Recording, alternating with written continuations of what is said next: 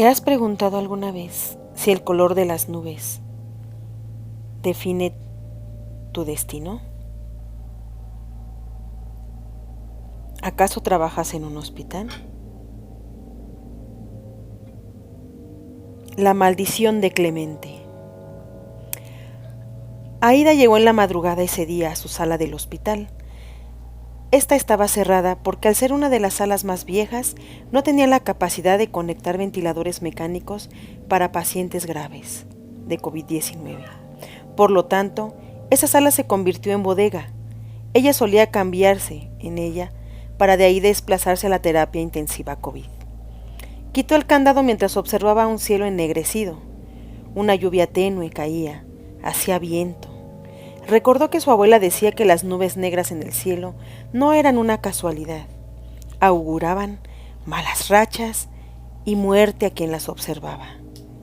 Le quedó muy claro el concepto desde aquella vez que su tío Pedro saldría en bicicleta a su trabajo.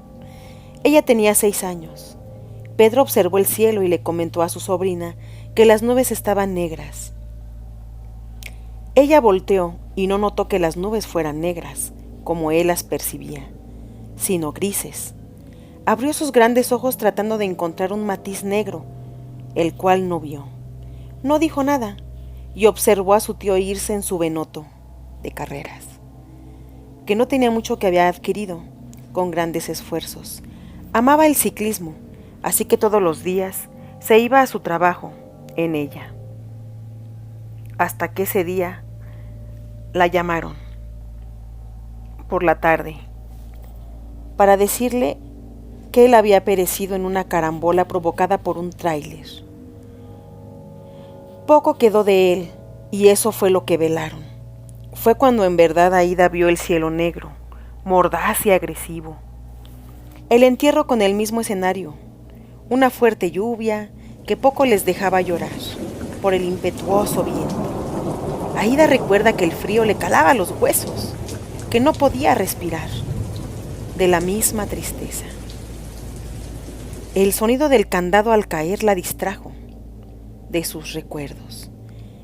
Quitó la cadena y levantó el candado del suelo, mientras entraba a su sala oscura. Recuerda que las camas se veían tétricas, sin sábanas. Notó que al fondo había 10 ventiladores mecánicos descompuestos. Avanzó por el largo pasillo a oscuras. Habían cortado la luz y no tenía forma de prenderla. No sabía quién había ido a dejar esos ventiladores ahí, pero yacían inertes, algunos con sus brazos doblados de manera tétrica y horrorosa. Daba la impresión de que eran figuras demoníacas, a punto de atacar. Retrocedió al ver que uno de ellos tenía sangre seca en uno de sus brazos. No entendía qué hacía esa sangre ahí, puesto que los brazos del respirador solo servían para sostener las mangueras.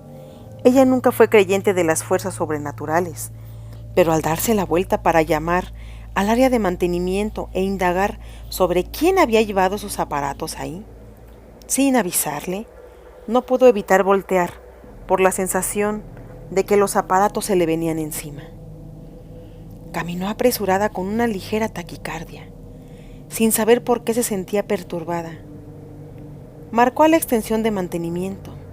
Le dijeron que eran algunos del área intensiva, que habían salido de funcionamiento porque extrañamente se habían descompuesto, y que el director del nosocomio había ordenado que se concentraran ahí. Negó con la cabeza mientras la imagen de la sangre asaltaba sus pensamientos. Llamó a la terapia. Le inquietaba saber qué había sucedido con ese aparato ensangrentado. La enfermera de la noche no supo darle una explicación, por lo que al entrar de turno, indagó respecto a él. Se acercó al cubículo 6, allí estaba Sara, bañando a un paciente, cuando el respirador emitió un ruido no conocido. Ambas se sobresaltaron. ¡Ay, don Clemente nos la cumplió! ¿A qué te refieres, Sara? El sábado hace 15 días llegó un paciente, se llamaba Clemente Alencastre. Los médicos le dijeron que su estado era grave, sus pulmones estaban colapsados. Él solo decía que el diablo lo había traicionado. No dejen que muera, No dejen que muera, él va a llevarme. Eso decía, mientras no podía respirar. Me enteré que venía del penal. Los médicos hicieron lo posible. Y solo se reía sarcásticamente, mientras los ojos se le ponían rojos.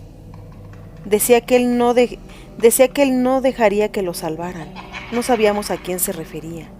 Y cuando los médicos intentaron intubarlo, no pudieron porque tenía la mandíbula dura.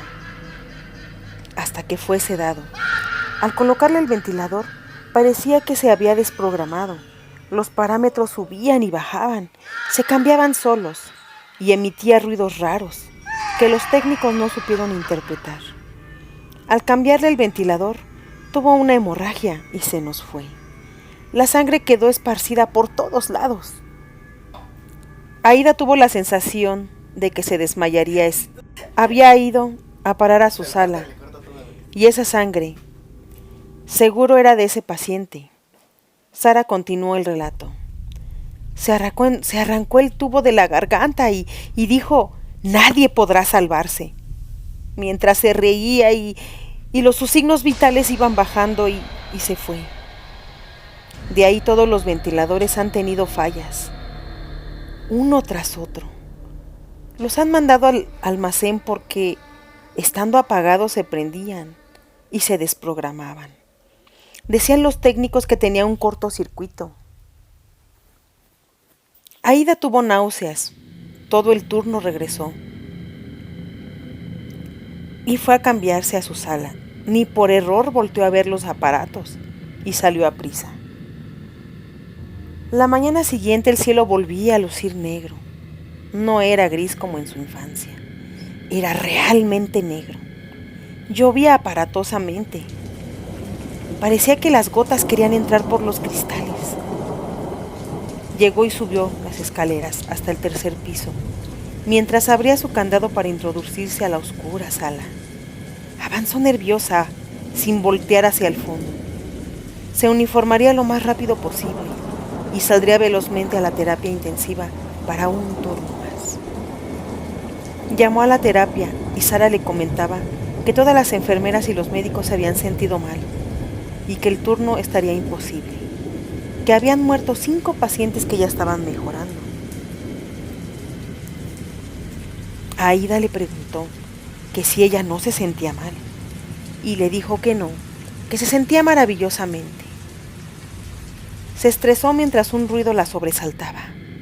Eran fieros retorcidos que se movían en alguna parte de la sala. Aida volteó para todos lados, mientras el corazón le retumbaba en el pecho. Los ruidos cada vez se escuchaban más cerca. Se cayó de la silla donde estaba. Al intentar incorporarse y salir corriendo, una sombra estaba parada frente al pasillo. Era cuadrada con grandes brazos. Al tratar de ver qué era, notó que las luces se encendían. Era el respirador. Marcaba parámetros y se iluminaban con la luz roja, mientras avanzaba para darle alcance. No podía correr. Estaba paralizada. El aparato se acercaba a ella peligrosamente, moviendo sus perillas de un lado a otro. Parecía que se burlaba. Sara entró a la sala. Aida se sintió aliviada, pero ella solo la miró. No puedes dejar que los demás se vayan solos, Aida. ¿De qué habla Sara? Ella solo la observó con los ojos ennegrecidos, mientras el ventilador mecánico se acercaba a ella. Sara sacó un tubo y se rió sarcásticamente. Estás morada, Aida. Necesitas apoyo respiratorio. Aida sintió que se ahogaba. Le faltaba el aire. Sintió el cuerpo inmóvil mientras Sara acercaba el tubo a su boca. Y el respirador extendía sus largos brazos con las mangueras del oxígeno.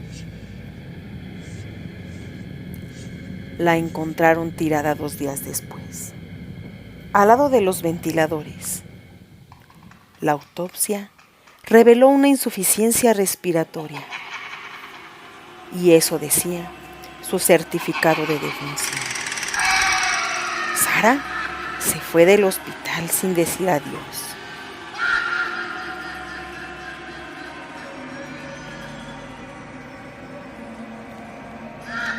Ella murió misteriosamente también después. La encontraron atropellada. La abuela de Aída tenía razón. Las nubes y el cielo no son negras para todas las personas que las observan. Solo para quienes en ese día o días posteriores les tocará irse del mundo.